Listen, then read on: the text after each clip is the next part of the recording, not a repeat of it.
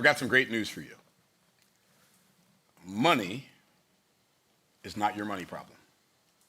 Money is not my money problem. Money's not your money problem. If you have money problems, you don't have money problems because of money. You have money problems because of something else. And I'm going to show you what those something else's are in this video, entitled Mind Over Money Mastery. We've all heard mind over matter, mind over matter, mind over matter. Most people who say mind over matter probably don't know what it means, but today I want to talk to you about mind over money mastery. Because when you master your mind can master your money. So, you've all heard me talk about the 4 levels of value before, and I'm going to draw them on the board, the 4 levels of value, so you can see them. Larry, you want to change? There we go. Okay, so the 4 levels of value that exist in the world. By the way, this has existed since the beginning of time. I didn't invent it, I just discovered it. And if you don't really get, like if you want to make more money, most people think the way to make more money is to work harder. Well, working harder on the wrong thing will not make you more money, it will just make you more tired. Working harder on the right thing could make you more money if a lack of effort is the thing that's missing on the thing you're working on. But most people say, well, you just need to give them more value, more value. I want to over-deliver, I want to over-deliver. Most people, what they call over-delivering is actually overwhelming. And what they do is they put a whole bunch of minutia in their solutions so that you don't know which part to focus on, and so that you become over. I'm gonna make a statement. I believe, whether subconsciously or consciously, that a lot of the coaching programs, courses, and books out there are intentionally, either unconsciously or consciously, designed to overwhelm people so they won't be able to blame the creator if it didn't work. That's what I believe. I don't, consciously or unconsciously. Because what if every coach had to apply the scientific method? What if every coach had to do double-blind studies on all the stuff they teach to make sure it didn't just work for them, but it could work for everybody? So, what are the 4 levels of value? The lowest level of value is implementation. And on this level of value, you use your muscles over time to make money. Now, if it's true, and I believe it is, that wealth is spiritual, and creating wealth is a spiritual result, creating wealth is a spiritual activity, and having wealth is a spiritual outcome. If wealth is a spiritual outcome, then it has to be created in a higher spirit, on a higher spiritual plane. So, muscles, are they physical or spiritual? Physical. They're physical. Time, is it limited or unlimited? Limited. Time is limited. So we have a limited physical resource, we have a limited resource of time, so we're using a limited resource, or a physical resource times a limited resource, and we're desiring to produce an unlimited result. It can't happen unless we apply some other principles. So if you're working down here in the implementation phase, you're going to be making somewhere between minimum wage and what, 40,000 a year? We'll call it 80,000. Maybe you're a mechanic at Rolls-Royce of Orlando or something. Okay, cool. So minimum wage and $80,000. Now, if you want to move up to work at a higher level, the second level is implementation. And on the implementation level, you use your management skills to make money. So you're no longer, down here, you're the person doing the thing. Up here, you're the person, and I said implementation, I meant unification. This should be, I got all excited. Sometimes when you get to talking really, really fast, you forget what you're talking about. Okay, so on this level, it's unification.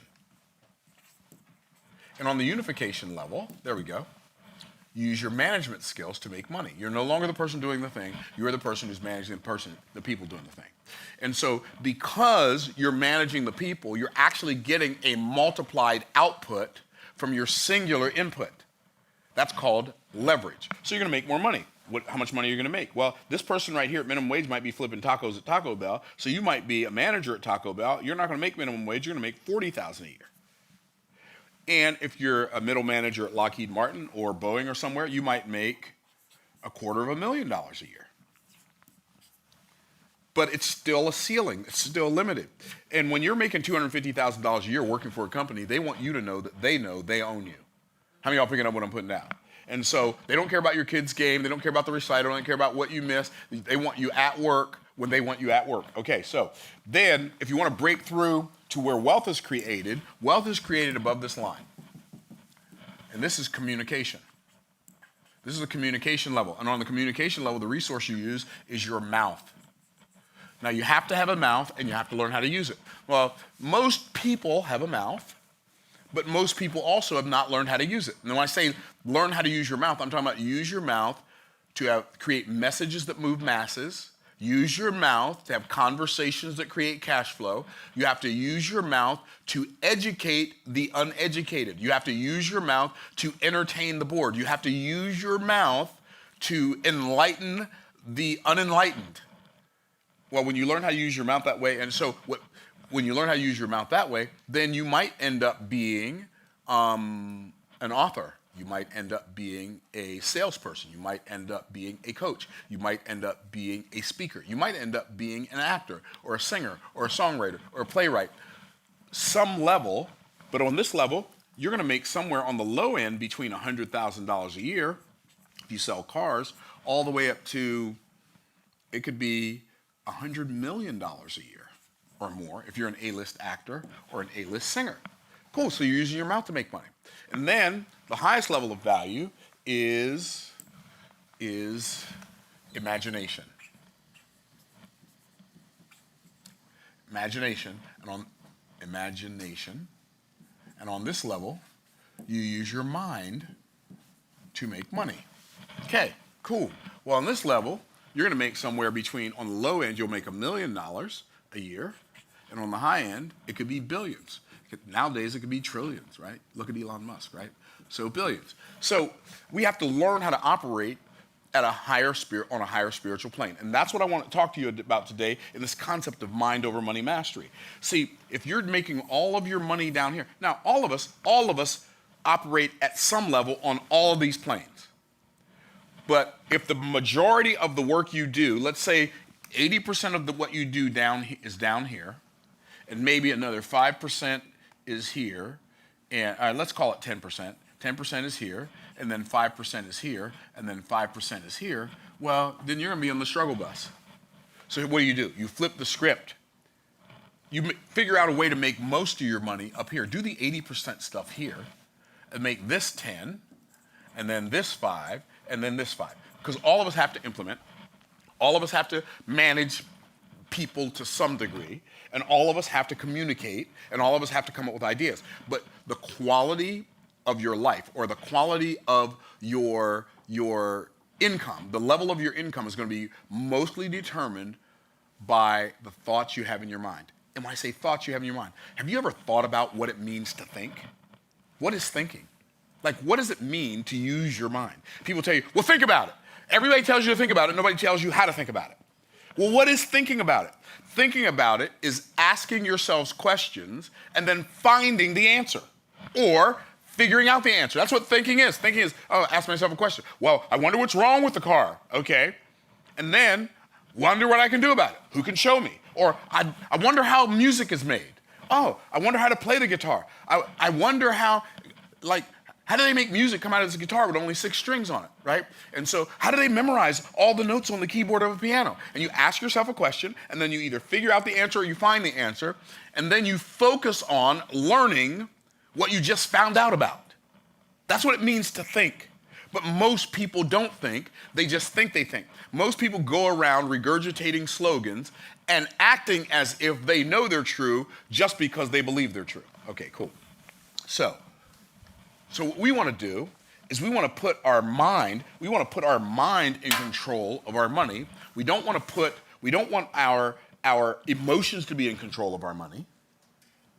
We don't want the things that we are able to do, our skill sets with the things that we can do with our hands, we don't want that in control of our money. Like, we have to think about it. Now, for most people, thinking about money is really painful. Josh, can you cool it off in here for me? Because I'm hot. Okay, cool. So, I'm going to give you a methodology for making better financial decisions, because I'm going to tell you something. If you make emotional decisions around money, you will be broke. Did I say that too fast? If you make your financial decisions based on emotions, you will be broke. Because here's what I found out as an entrepreneur. Sometimes I don't feel like working. So guess what I do? I work anyway. Sometimes I feel like I've got the greatest idea in the world and I want to abandon everything and just run after this great idea. That's a terrible thing to do. Man, I just saw this thing and I really want to buy it. But if I buy it, I won't be able to pay my employees on Friday. Terrible idea. You can't make decisions, you can't make money decisions based on emotions and get rich. I mean, you can make money decisions based on emotion, but you can't get rich. So you have to learn how to use your mind. So what do you use your mind to do? This is where the wealth is created. You must learn true perceptions or learn to perceive the truth. You have to learn true perceptions.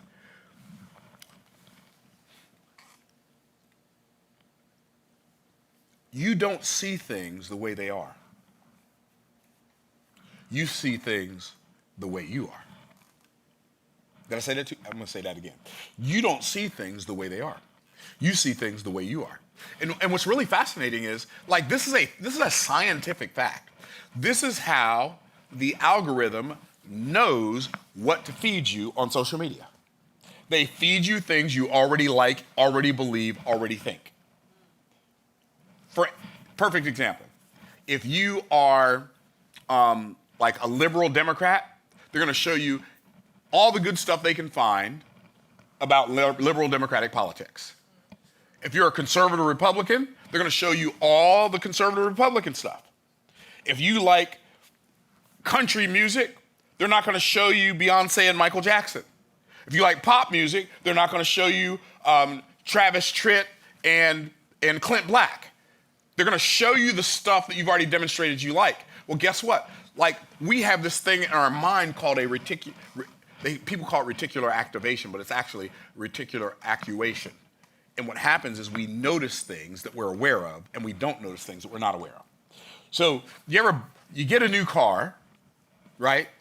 You never, like, you saw this car, you're like, oh, this is a really cool car. But you didn't really see them that often, so you thought they weren't that common.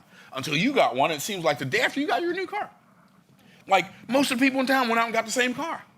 Like, why are they copying me? They're not copying you. You've just become more aware of it. And so you have to learn how to use your mind to learn true perceptions. And because most people were miseducated in the miseducational, misdirectional system, most people don't like to do what they think learning is, but that's not actually what learning is anyway. So most people don't want to read because they were forced to read stuff that wasn't interesting, so they think reading is boring. How many of y'all tracking? Right? They learned math backwards in the American miseducational, misdirectional system. And so they think math is hard because the system intentionally, in my opinion, taught them math backwards so that they wouldn't want to think about numbers. And if you don't want to think about numbers, then you won't want to think about numbers when it comes to your money. So when you become an adult, it's easier for the system to take your money. There's an ethnic group that is categorically and historically better at math than every other ethnic group. Who am I talking about? Asians. Everybody said Asians, right? And so what people who don't understand reality like to do, well, that's because they have an extra math gene. No. People say stuff like that. No, they don't have an extra math gene. In Asia, they just don't teach math backwards. What do I mean? If you would have learned addition from left to right, we learn to read from right to left, but we learn math from right to left. Do you ever think about that? No. Never thought about that until now? Okay, watch this. Take some money out of my pocket. Okay, so I got some 20s, I got a 10, I got a 5, I got a 5, I got some 5s, I got some 1s. Oh, this is perfect. This is perfect for this illustration. If I am going to count this money, I got one $100 bill in here, a couple of 20s, a 10, some 5s, and some 1s. If I'm counting this money, what do I count first? I count the hundreds. Do I count the big ones first or the small ones first? The big ones. So when I'm counting money, I count the big ones first. And all I'm doing when I'm counting money is what? I'm adding it up to see how much I have. Right? I'm adding it up. And I'm adding it up in my head. I don't need to carry anything. I don't get confused. I don't know. What do I carry? Right? Okay. So I'm going to go over here to my board, and I'm going to teach you. By the way, Addition is the foundation of mathematics. If you're not good at adding, you won't be good at subtracting. If you're not good at adding, you won't be good at multiplication. If you're not good at adding, you won't be good at division. You won't be good at percentages. But if you're good at addition, like the rest of math is at least 10 times easier. But if you're not good at adding, then the rest of math is going to be at least 10 times harder. I believe this is intentionally taught the wrong way. So let me go over here to the board. I'm going to show you what I mean. So just somebody in the room, shout out a 4-digit number. 1,000. That was really easy. Okay, give me another one. 4-digit number. Somebody else. 4,682. Give me 82. Give me one more. Somebody. Just start. Y'all do know. Okay, there's only 9 digits and a 0. Somebody give me something. Okay, go ahead. 226. Okay, now here's what we learned. We add this up. 2 plus 6 is 8, and then 8 plus 2 is 10. You carry the 1, right? But when we're counting our money, that's not how we count it. We count the big numbers first. So we know this is the thousands column, this is the hundreds column, this is the tens column, that's the ones column. So everything in this column is 1,000. Everything in this column is 100. Everything in this column is tens. Everything in this column is times 1. Okay, so 1,000 plus 4,000 is 5,000. Everybody's good so far. 5,000 plus 5,000 plus 5,000 is what? 10,000. Okay, so let's call that. Let's just do 10,000. And I'm going to do this the simple way, right? So it's 10,000. Okay, so then we got 600 plus 200 is how much? 800. We got 80 plus 20 is what? Talk to me, y'all. 100. We got 6 plus 2 is what? 8. So 10,900. 900, oops, I put it in the wrong place. 10,908. Let me do that over. I got my stuff out of alignment. Boom. This is, oh yeah, 10,908. The 8 goes right here. The 8. Okay, so now I didn't remember how to use my board. Okay, 10,908. So the number is 10,908. Now, how many of you on YouTube and in this room, that's the first time in your life you've ever added something together right to left to right? Right.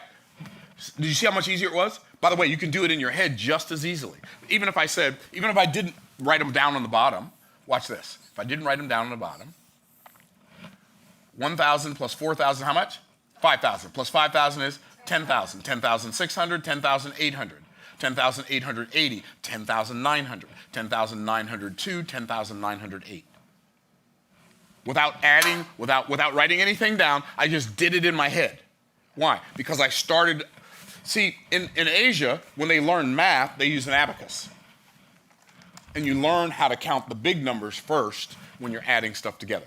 My point is, most people don't know how to use their mind because we've never been taught. In fact, in America, we've been dumbed down so much that we believe up is down is up, right is left is right, and we have people arguing for all kinds of ridiculous things under the guise of equality when it's just ridiculousness. So, learn true perceptions, learn to perceive truth in your mind, and then love truthful perspectives.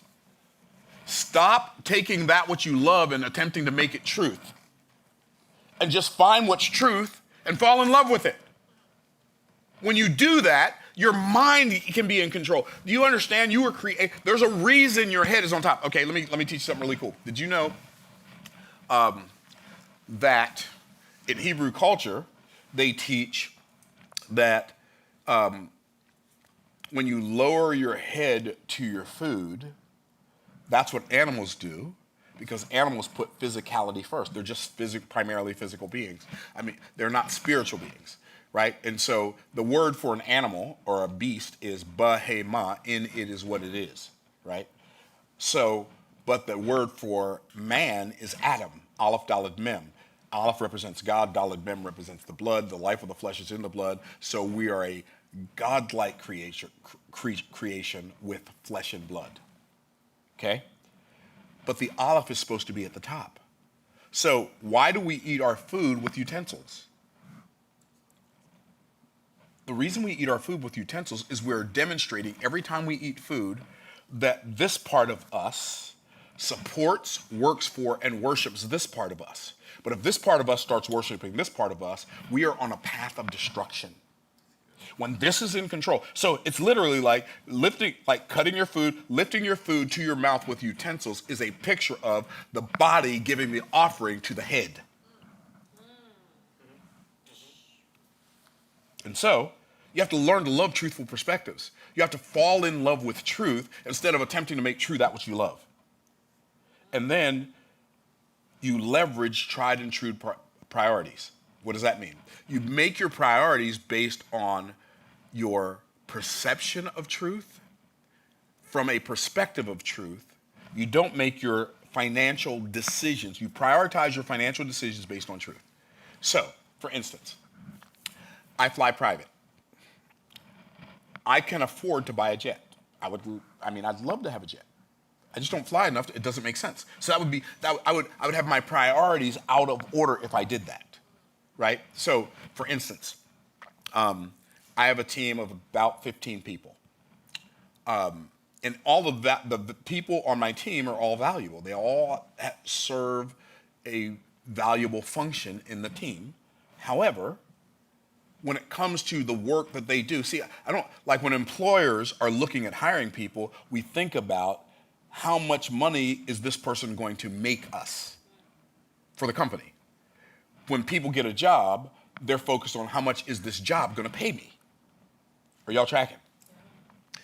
When the employee gets their vision in line with the employer, and not just for my organization, but all organizations, then generally they will make more money because they will be focused on things that make the company money, which makes them more valuable to the company. Okay, so I started the company, and we're an educational company, and I'm a consultant, and so therefore, like, the work that I do brings in most of the money, but like without the supporting work, I'd have a whole lot more work to do. Does that make sense? So I could live a much more lavish lifestyle than I live. I could have nicer cars. I could live in a much nicer house in a much nicer neighborhood. And I could take way more vacations than I take and all of that. But if I did that, I wouldn't have the ability to make sure that when trouble comes, we don't have to lay anybody off. Right? And here's, like, even though I'm pretty sure I make more money than everybody in our company. I'm pretty sure I do. But even though I make more money per dollar-wise than everybody in our company, percentage-wise, based on the amount of money every worker brings in, I make the least. I make the smallest percentage of the money that I bring in of anybody in my company. I want you to think about that. Why? Because my priorities are in the right place. I didn't just start this business so I can be okay. One of the reasons I really resisted hiring people was because I wanted to give people a job and then make them think they were going to be able to pay their bills and then have to lay them off because I couldn't figure out how to make it work well enough. Okay, so anyway. So you have to prioritize your finances based on reality, not based on fantasy. Like, if you're always looking at Instagram and YouTube and if you're looking at Instagram and YouTube and X and Facebook and TikTok, and you're looking at how other people are living their lives, you're comparing the best part of their life with the reality of your life and thinking you're not doing well. And so what you'll do is you'll make financial decisions you'll buy things that you don't need and that you can't afford to impress people that you don't know or don't like and will never meet. It doesn't make any sense. You have to prioritize in your finances. I am going to do the thing that makes the most sense, and I'm going to do the things that make the most sense first, so that if I don't have time to get to something, I don't get to the things that make the least amount of sense. And in business, if it don't make no dollars, it don't make no sense. Okay, y'all track it. Okay, so I'm not going to charge extra for that. Okay, so you have the mind. What is the mind? See, a lot of people think the mind is the brain. But the mind has a conscious level and a subconscious level. I like to think of the conscious mind as the manual mind. It's the part that you control with effort, consciously. You're aware of the fact that you're making it do something. The subconscious mind I like to call the automatic mind. Can I share some amazing news that I've discovered? All of the results that you're producing in your life, you're producing on the automatic mind level, the subconscious level. Like if you are like succeeding wildly right now, you're succeeding wildly because your subconscious mind is programmed to succeed wildly.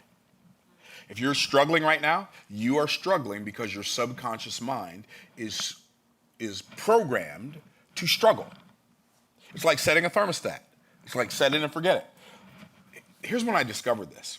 I was talking to one of my coaching clients. This was probably 25, maybe even 30 years ago. I was talking to one of my clients.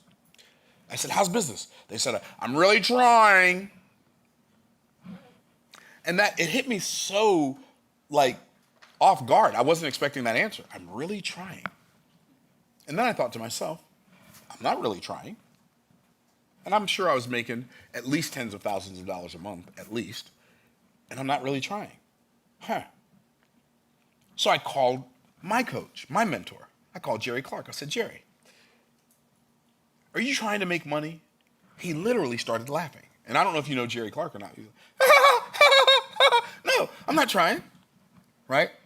And I realized people who are succeeding aren't trying to succeed any more than people who are struggling are trying to struggle. In both cases, it's automatic. What? In both cases, it's automatic. So if you are succeeding, you're succeeding automatically. If you're struggling automatically. So the question then becomes, how do I turn on my automatic success mechanism and turn off my automatic failure mechanism? Isn't that the question? And what's interesting is you have to use words. You have to use your mind. But in order to use your mind, to reprogram your mind, you must use words. Why? Because you can speak without thinking. How many of you ever said, oh man, I should have thought before I said that, right? You can speak without thinking, but you can't think without words. So even though communication is the second highest level of value, it may be the most essential level because without it, you can't even have imagination, right? Jim Rohn said, he said, and I got this from Jim Rohn, so if it's not true, blame it on him. But I think it makes sense. He said, some organization did research with a bunch of inmates in prison. He said, and they found something that they weren't looking for. They found out that all of these inmates had a very small vocabulary.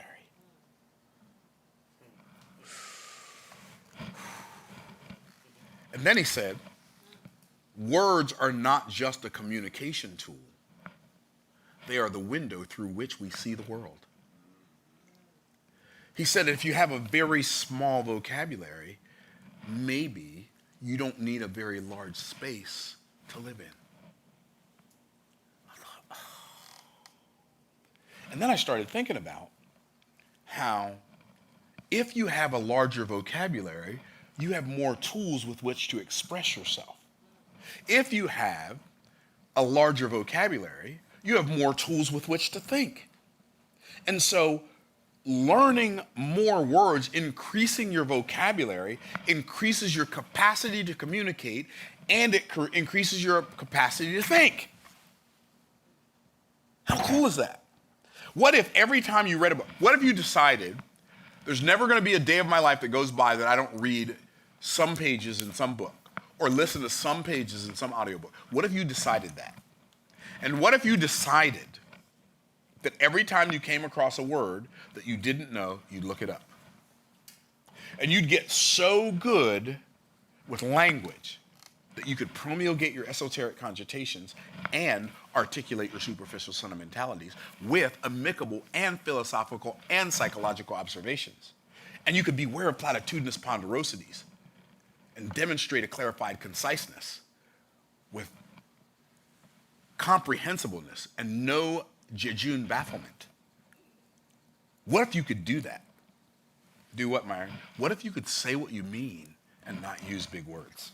Because that's what all that stuff meant. What if you had enough tools in your toolbox, in your word toolbox, that you could think more clearly and speak more clearly and not always be misunderstood and persuade people who it would be in their best interest for you to persuade them, and persuade people for whom it would be in your best interest to persuade them, just because you had a bigger vocabulary and you were aware of more than just the lyrics of songs and the lines in movies, but you actually knew something that mattered.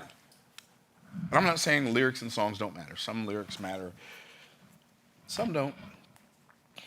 So make sure your mind is over your money. You make sure you prioritize your financial decisions in the right way. And then you use your mouth to overcome the tragedy that is ambiguity. Ambiguity is a tragedy. Ambiguity is a tragedy. What's ambiguity? Lack of clarity. When you communicate, you didn't say what you thought you said what they actually heard. My daughter always says, Dee Dee, I got to give her credit because it's one of the best quotes I've ever heard. The biggest mistake in communication is thinking that it happened. Tony Robbins said, your communication is the response you get. So you didn't say, Myron Golden says, since I'm quoting people, might as well quote me. Okay. Myron Golden says that you didn't say what you thought you said what they actually heard. So if you're gonna overcome, use your mouth to overcome the tragedy that is ambiguity, what you have to do is you have to perceive how the words that you're saying are being received as you say them. So communicating with somebody is not just talking to them or talking at them, but it's talking to them and then paying attention to the response you're getting to see if you conveyed the message that you thought you conveyed, or did you convey something else. Oh, and here's what happens. If they don't have to say something. They just have to, like, what does this look? See, to me, that's disgust. What does this look? That's confused. What does this look? I don't believe you. Right? Are you tracking? And so what if you became so audience aware, whether you're talking to an audience of 1 or an audience of 100,000, what if you became so audience aware that as you're communicating to people, you are reading their energy at the same time? Because here's what I found out about people. Sometimes they lie. Unless you're a sociopath or a psychopath, you can lie with your words, but your energy always tells the truth. So I listen to people's energy while they're listening to my words, so I can perceive if I've overcome the tragedy that is ambiguity. I didn't make myself clear. So that's number one. So you overcome the tragedy of ambiguity, and then you optimize the technology of articulation. Technology of articulation? Words are technology? Sure they are. Have you ever played Pictionary? Does it take you longer to convey your message when you're playing Pictionary than it does when you're just having a conversation with somebody? Why? Because technology is anything that makes an activity easier. Well, guess what? When you go into a job interview and you've not mastered the technology of articulation, what happens is sometimes you don't get the job, not because you're not good at the thing, but just because you're not good at telling them how good you are at the thing. If you're an entrepreneur, sometimes you don't get the deal, not because you're not the best at doing the thing, but because you're not the best at communicating that you're the best at doing the thing. Being the best at doing the thing without being the best at communicating you're the best at doing the thing, you are going to be an under-monetized asset. So you have to really get good at talking. But I don't like to talk. Okay, get good at it anyway. Because you definitely like to get paid. See, optimize the technology of articulation by reading more. So I was talking to a friend of mine, Kenny Grant. I talk about Kenny Grant a lot. He's so funny. I love this guy. He's one of these days I'm gonna have him come down here and like do a whole like week of Bible studies for us. The dude he's probably the best communicator I know in the world, of everybody I know. Anyway, so he lived in Savannah, but he used to pastor a church in Brunswick, Georgia. And then I went to pastor that church in Brunswick, Georgia that he started. And I asked him one day, I was like, Kenny, how do you do that thing you do with those outlines that you create?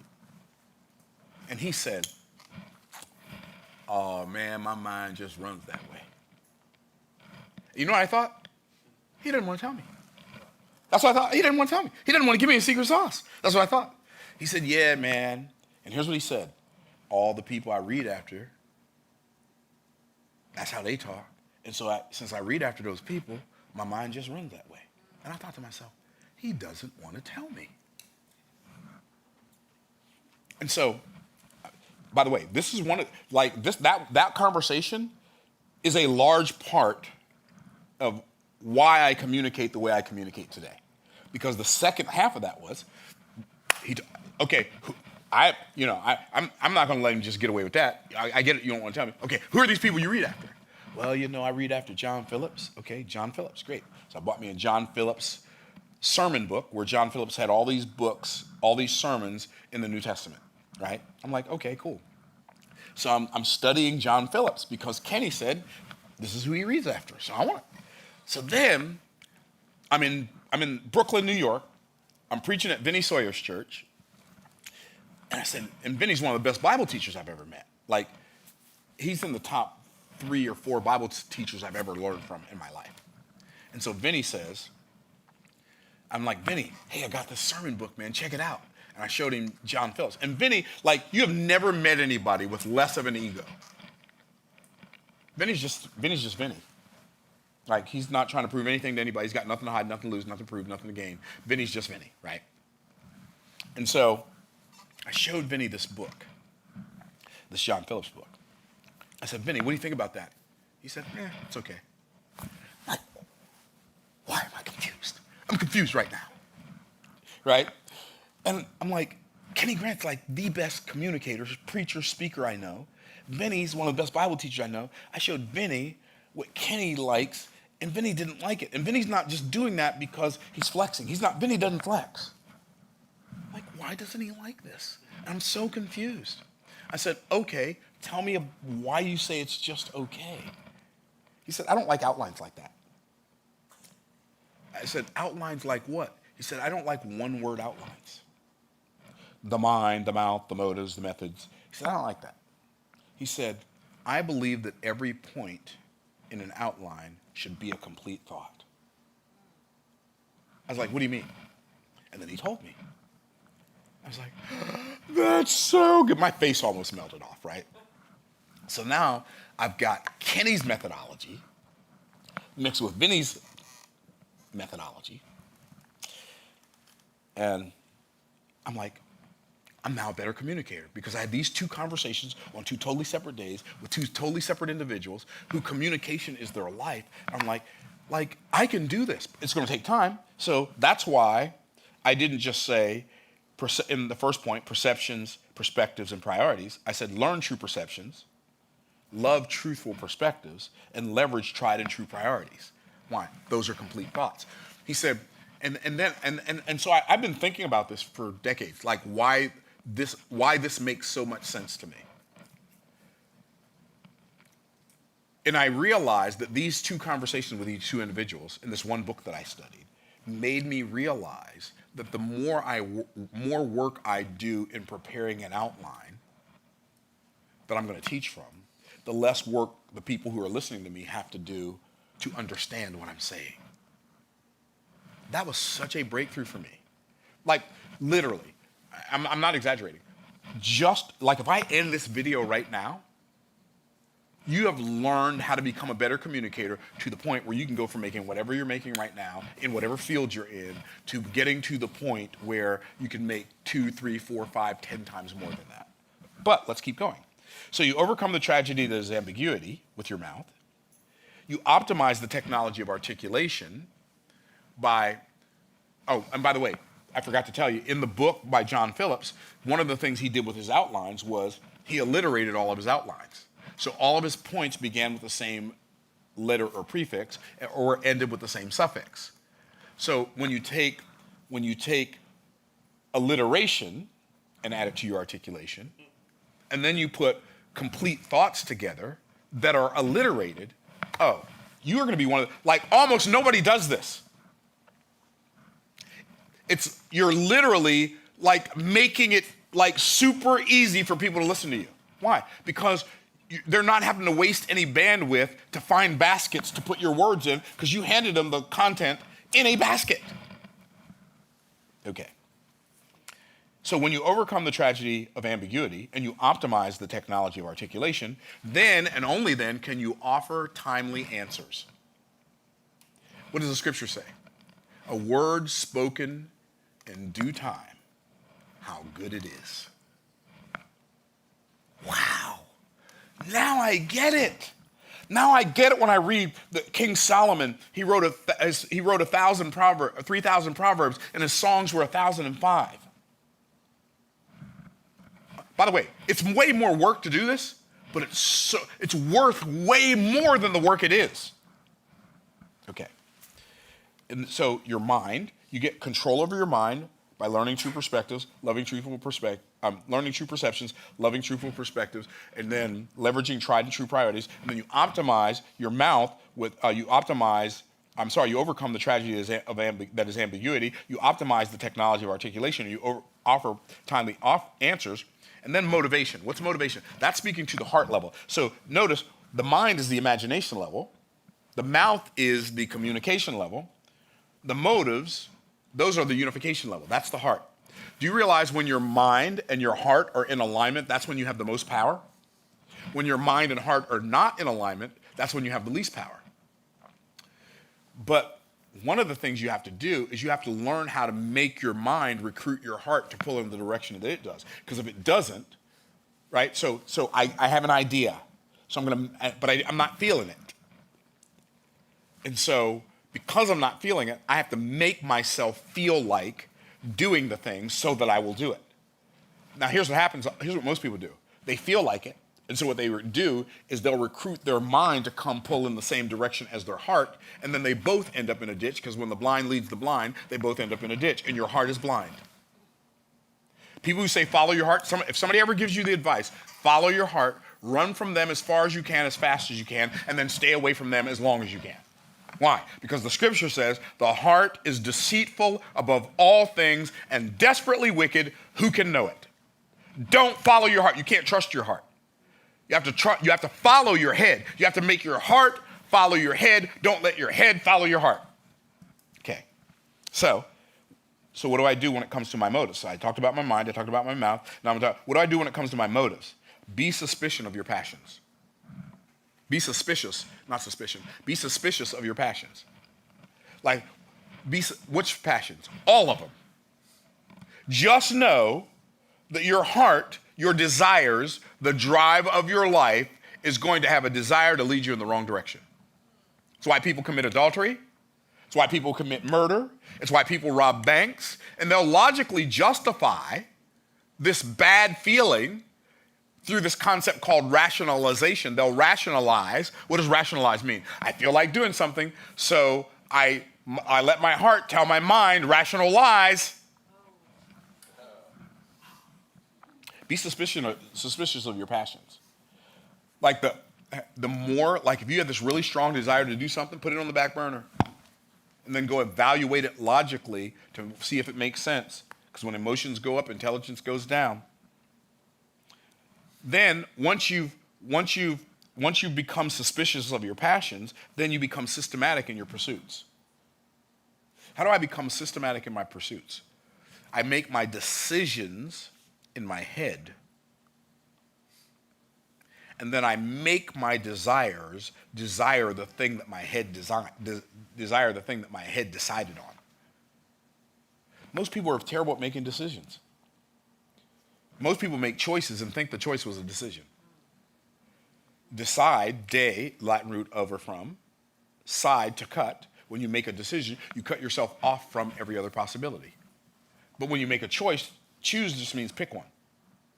So you pick something, and then when you don't feel like it anymore, you pick something else. And when you don't feel like that anymore, you pick something else. You don't feel like that anymore, you don't pick something else. Like, isn't that what people at the gym do? They don't work out because they don't feel like it. I didn't work out yesterday, and last night it's like 7:30. Oh no, we ain't going to bed. You didn't earn sleep today, baby. We fixing to push it. So I made myself work out. I made myself work out until I was in pain. Why?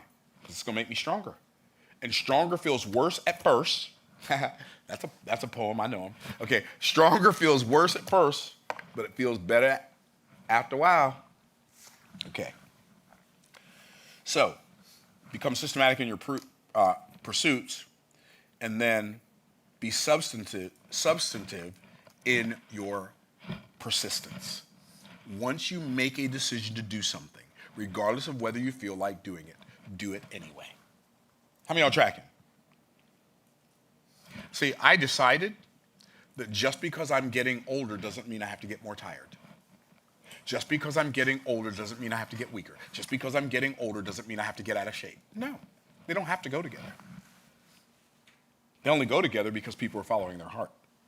Okay, y'all tracking. And then, last thing we're going to do, the implementation is our methodologies, our methods.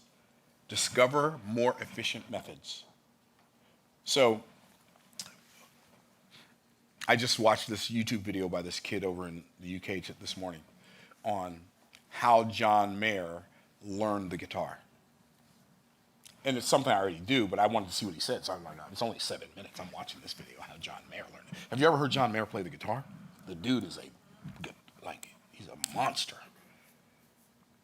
And John Mayer said, when you learn something on the guitar, don't just learn the thing, learn the building blocks of the thing. So when you learn how to play a song, don't just learn how to play the song, learn the building blocks of the song, learn the chords, learn the pentatonic scale that the melody is coming from, learn the cycle of thirds and the cycle of fourths and the cycle of fifths, and learn like all of the building blocks of the thing you just learned, and then you'll be able to go build your own, right? Like if you don't have efficient methods of doing something. So one of the things that I dreaded when I first started learning the guitar, I dreaded learning all of the notes on the fretboard because there are 6 strings and there are 22 frets. That's 132 different notations. And memorizing them is not the objective. Recognizing them is the objective.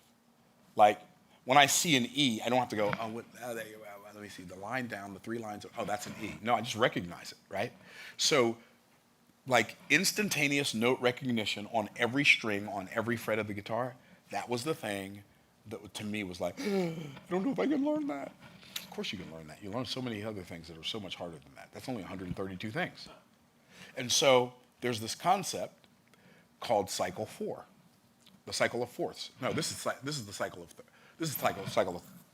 thirds. Let me see, A flat, C, F, cycle fourths. This is cycle fourths.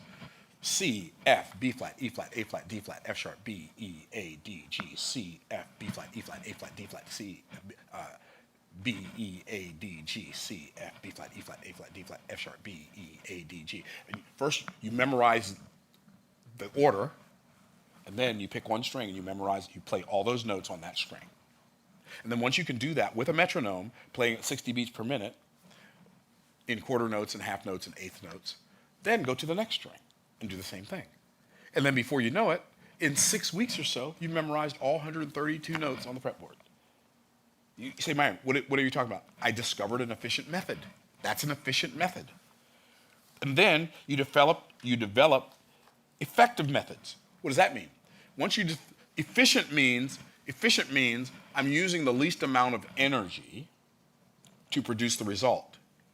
Effective means I'm producing the greatest result I can produce when I do the thing. So you develop effective methods. So you develop methods that are hyper effective. Okay? And then you deploy effort in your methods that you've discovered and developed. So you deploy those methods out into the marketplace, and then they will work. So what happens when you discover efficient methods? You develop effective methods, and then you deploy effort in those methods. Here's what happens.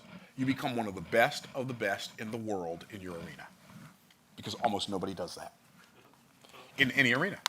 Most people do just enough to do just enough. They become okay at being okay. It's like I talk about when I talk about Price's Law. Almost everybody is willing to do enough to be one of the mediocre many. But only a handful of people in any arena are willing to do what it takes to become one of the fantastic few. If you just pick an arena and decide, I'm gonna go all in at becoming the best in this arena, make sure it's an arena that's worth being the best in. But if you do that, like, you don't wanna become the best in the world at thumb wrestling, right? Like, make sure it's worthwhile and then pursue that arena, and before you know it, what's gonna happen? When you become the best of the best in your arena, the world will be the path to your door. I hope this mind over money mastery lesson was helpful. By the way, mind, subconscious, subconscious, automatic mind, conscious, manual mind. Money is nothing more than a certificate of value created for someone other than yourself. Why do we have money? We have money because we created value for somebody other than ourselves, and they paid us money. And people who provide value are only willing to provide value to people who provided value to someone else. That's why when I go to Eddie V's to eat dinner, I have to be able to prove to them that I served enough people for them to bring me some food. And then when they bring me some food, I give them my certificates. And then they got certificates to go pay the people that served them. Okay, what is mastery? Mastery is your ability to execute effortlessly without the use of conscious resources. Imagine being so good at using your mind and your mouth that to you it feels almost effortless. But to the people who want to come by and plagiarize you, for the people who want to come by and steal your content, they don't even have any place to put it. Become that person, and your life will change. Become a mind over money master. I guarantee you'll be glad you did. Thanks for watching. We'll see you in the next video. Bye for now.